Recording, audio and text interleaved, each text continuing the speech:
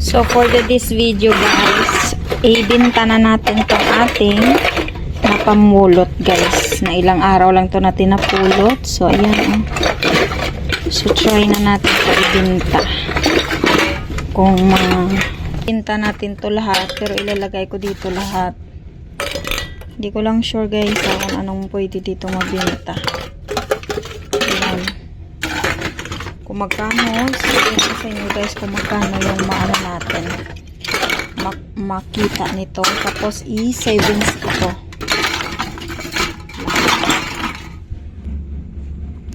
So ayan na guys, nalagay natin dyan lahat.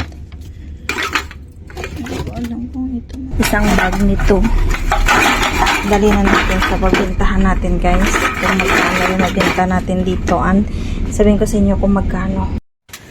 So malapit na tayo guys sa ating yan, dalang-dalang natin yung bote na ibibinta natin.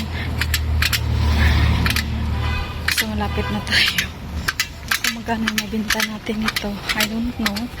Pakita ko sa inyo. So nandito na tayo guys sa shop na ito na pwede natin dito ibinta yung dala nating mga can or mga bote. So mga easy lang dito guys magbili.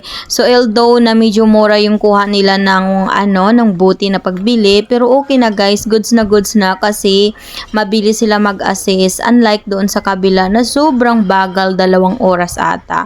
So ngayon guys is naka-ready na yung ating bag dyan na para i-count yung mga bote natin. So si kuya, ayan si kuya na guys yung nagka-count kung magkano yan lahat yung ating nadalang bote. So isang bag siya.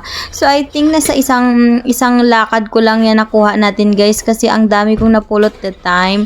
So minsan matumal, minsan hindi din, pero okay na din kasi habang nag-walking tayo guys, may dala-dala tayong bag na pagpulot natin. May nakita tayo sa daan dyan na mga can, pinupulot natin yan, mga bottle. Sayang pa din guys, mapagpipirahan pa talaga yan. So ayan guys, hinihintay natin yung resibo natin kung magkano. So nasa 58 pesos lahat guys yung ating mga buti na binta. And then guys, so kung mga equivalent yan, mga 10 shekels dito sa Israel. And then 10 times 15, so mga 150 pesos guys. Goods na ito guys. Sayang din naman, diba?